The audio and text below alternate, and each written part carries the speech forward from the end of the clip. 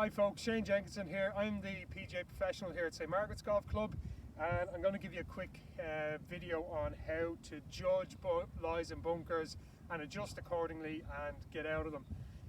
One of the biggest gripes you'll hear with golfers, a lot of amateur golfers, is sand in bunkers. There's too much sand, there's not enough sand. You're not due a good lie out of a bunker. They are hazards, so once you know how to deal with it, it's not that much of an issue. So the biggest one people really struggle with is no sand in bunkers. That's a really common one. So if you adjust your setup for this, it could actually make the shot quite manageable. So what I would do if this is me, so first of all I would look at my setup.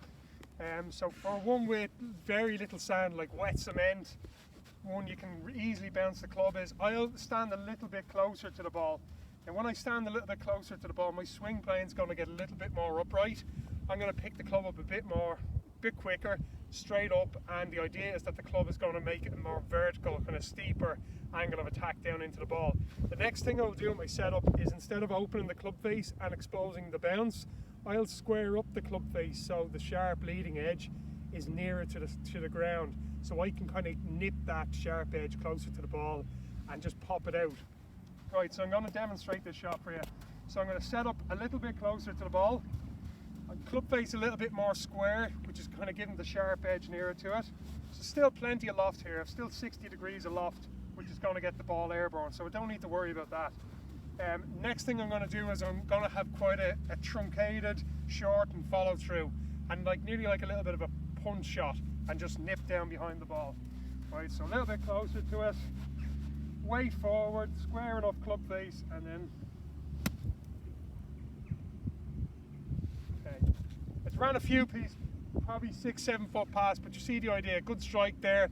Ball releases a little bit when it runs out. That's a really bad lie. I wouldn't be happy with that lie, but that's how you deal with it. The next lie is, say you go to a nice links course or somewhere where there's fresh sand in, you can also be made look foolish out of it. So what I would do here now is I just adjust my setup. Right, so imagine I want to land an airplane on sand.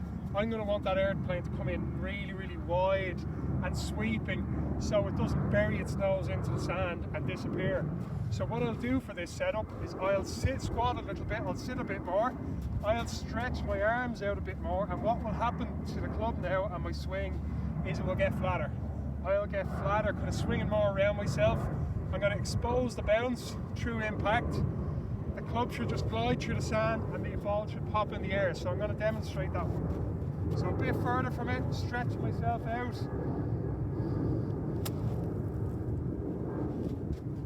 Right, that wasn't a great one. I'll give it another go. I'll give myself another go. So loads of sand, stretching out away from it. Kind of a shallow swing or a flat swing playing. There we go.